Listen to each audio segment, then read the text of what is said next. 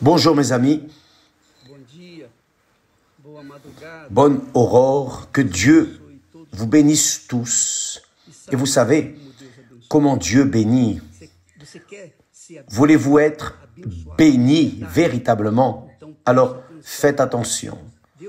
Dieu bénit ainsi. Il bénit avec la parole, juste cela. Il nous donne la parole qui vient à la rencontre de nos besoins et nous obéissons à cette parole et point. Voilà la bénédiction de Dieu. C'est magnifique, c'est extraordinaire. C'est quelque chose sans précédent.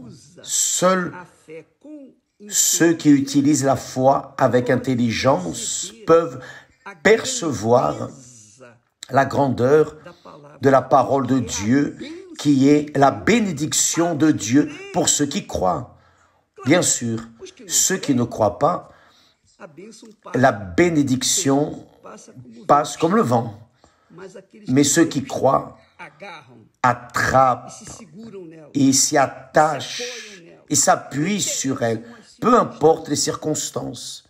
Ce qui compte, c'est ce qui est promis. Ce qui compte, c'est ce qui est sorti de la bouche de Dieu. N'est-ce pas merveilleux cela? Par exemple, vous venez de vous lever, vous êtes encore un peu... Prenez un café avec de la caféine, et vous allez rester debout. Voyez, faites attention.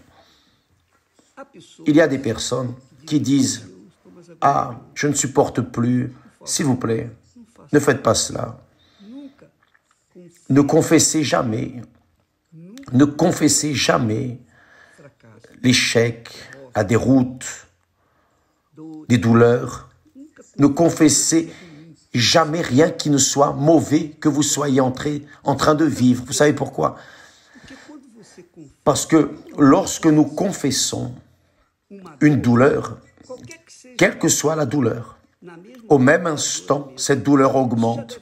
Cela a déjà dû vous arriver. Ça m'est déjà arrivé. Combien de fois? C'est marrant. Ce sont des choses petites, insignifiantes, qui font la différence, qui font réveiller une foi intelligente. Voyez, une fois, plusieurs fois, à une certaine occasion, j'avais un petit mal de tête. Une petite douleur de tête. J'ai dit, Esther, j'ai mal à la tête. Qu'est-ce que tu as pour soulager la douleur? Au même instant, cette douleur a augmenté. Là, oui, j'ai couru pour prendre un médicament parce que la douleur a beaucoup augmenté. Et là, j'ai commencé à comprendre que lorsque nous confessons une douleur, un échec, une déroute, lorsque nous confessons, parlons à une autre personne, essayant de trouver de la miséricorde, peine, compassion, nous sommes en train de nous livrer à ce problème. On dirait que le diable a écouté et vient et augmente cette malédiction. On dirait. Mais le fait est que ce n'est pas cela, ce n'est pas le diable, non. C'est notre propre être fragile, débile, argile, poussière, qui réagit de cette manière. Donc, cela est extrêmement important pour que vous, moi, chacun de nous, venions, chacun vienne diriger sa foi, guider sa foi. Je vous demande, lorsque vous confessez une petite douleur, un mal de ventre, ça s'améliore? Non, ça empire. Lorsque vous confessez toute mauvaise chose, cela s'améliore? Non, cela empire. Pourquoi? Parce que vous fortifiez la douleur, vous fortifiez l'échec, la déroute, cette mauvaise situation. Quand l'apôtre Paul dit « Rendez grâce en toutes choses, priez sans cesser, c'est pour cela. Au même instant où vous sentez quelques petites douleurs, au lieu de confesser aux autres personnes, parlez à Dieu, « Oh mon Dieu, je te rends même grâce pour ce mal de ventre. » C'est-à-dire, vous honorez Dieu en tous les moments, que cela soit dans les bons moments, quand vous êtes à l'église, cette musique, cette émotion, cette sensation agréable, et aussi, et spécialement, dans les moments difficiles. C'est pour cela que Dieu, nous avons un exemple magnifique, Job. Job a montré, montre à nous tous comment nous honorons Dieu. Ce n'est pas seulement lorsque nous allons bien, mais aussi lorsque nous affrontons des problèmes, des difficultés, etc., etc. Avez-vous compris? Mettez en pratique, mes chers amis.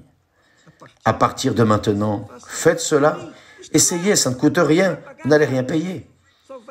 Vous n'allez faire que mettre en pratique votre foi, rien de plus.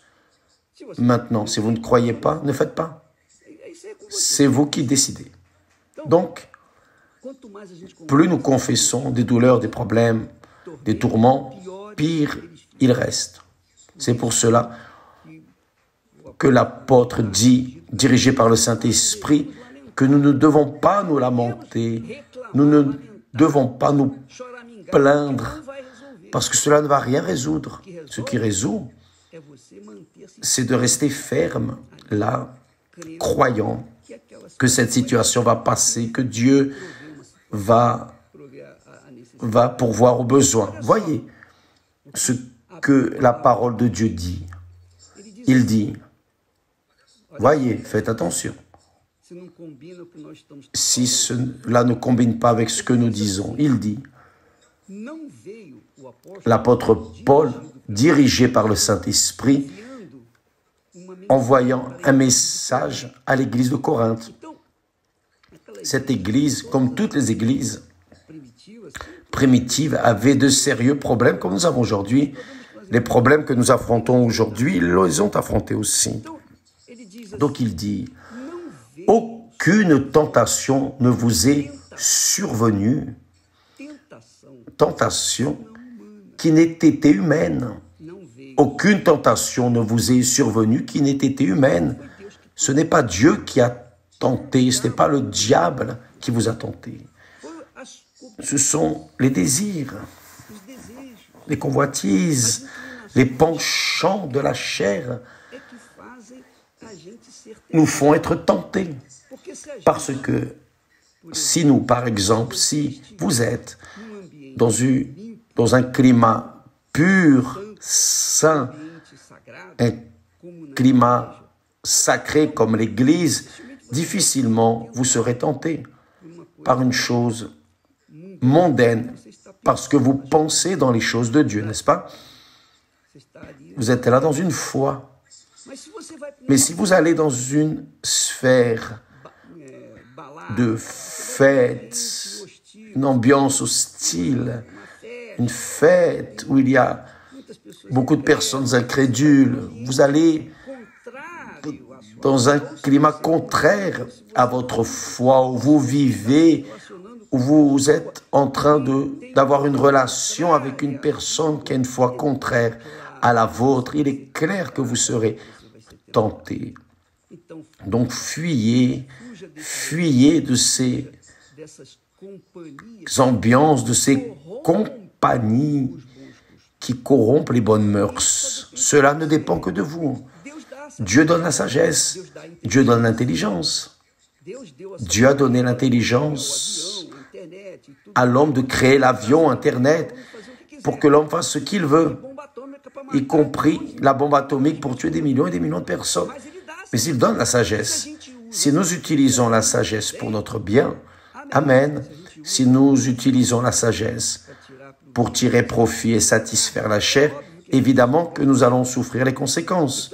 Donc, il dit, aucune tentation ne vous est survenue qui n'ait été humaine. Et il dit, et Dieu qui est fidèle ne permettra pas, voyez bien, ne permettra pas que vous soyez tentés au-delà de vos forces. Mais avec la tentation, il préparera aussi le moyen d'en sortir afin que vous puissiez la supporter. Les anciens disaient, oui, Dieu enlève les dents mais élargit la gorge. Dieu n'enlève pas les dents, mais d'une certaine manière, nous pouvons comprendre que c'est plus ou moins cela. Dieu permet, c'est une chose, il permet, comme c'est arrivé à Job, il a permis que Satan touche Job. Il a permis, mais il n'a pas laissé Job périr. Donc, mes amis, faites très attention. Si vous êtes une personne élue de Dieu et que vous êtes tenté, vous êtes en train d'être tenté dans votre vie personnelle et vous êtes presque en train de tomber, Dieu vous donne avec la tentation, il vous donne aussi le moyen d'en sortir. Et vous savez quel est le moyen d'en sortir? Vous savez, nous savons. Ou nous ne savons pas. Ou est-ce que Dieu a besoin de nous apparaître et de nous dire fais cela? Non, parce qu'il sait, il connaît notre conscience, ce qui se passe dans notre cœur, notre pensée, nos désirs, nos convoitises, nos intentions. Il sait tout. Et si vous êtes une des personnes choisies par lui, il va montrer, regarde, fais cela. Il va vous donner la compréhension pour comprendre que vous devez sortir de cette situation. Vous devez fuir. Vous devez fuir. Comme Job, qui était un homme intègre, droit, craignant Dieu, et qui se déviait, il se déviait du mal, se détournait du mal. Se détourner du mal, c'est se détourner du péché, de la corruption, du mensonge, de l'ambiance sale, où n'importe qui va venir va se salir. Comment allez-vous entrer dans une jungle, dans un abri de porcs, être au milieu des porcs et ne pas vous salir? Fuyez. Fuyez de cette ambiance. Si vous ne fuyez pas, vous allez vous salir. Vous allez... Là vont venir plus de choses mauvaises et vous allez vous plaindre. Ah, ma vie, je ne supporte plus. Vous supportez, oui, vous supportez. Nous supportons, oui. Nous supportons. Lorsque nous voulons, nous supportons. Lorsque nous ne voulons pas, nous ne supportons pas. Vous savez que le vouloir est un pouvoir. Vous avez le pouvoir à votre disposition. C'est votre vouloir. Dieu ne transgresse pas. Il ne passe pas au-dessus de votre vouloir. Non. Votre vouloir est souverain. Votre vouloir est souverain.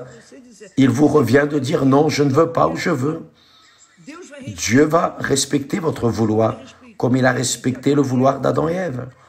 Comme il respecte notre vouloir. Pensez que Dieu prend plaisir à condamner les personnes. Pensez que Dieu prend plaisir à voir les personnes descendre en enfer. Vous pensez que Dieu prend plaisir à voir les personnes se tuer. Vous pensez que Dieu prend plaisir dans la disgrâce humaine. Le texte dit qu'il ne prend même pas plaisir dans la mort du méchant, bien moins dans celle de ceux qui sont élus. Donc, vous, mes amis, faites bien attention. Si vous êtes l'un des élus de Dieu, restez ferme. Vous allez avoir des forces, parce qu'ici, il est écrit. Ici, c'est écrit. C'est le Saint-Esprit qui parle. Dieu est fidèle. Dieu est fidèle. Il ne permettra pas que vous soyez tentés au-delà de vos forces, évidemment. Il ne permet pas.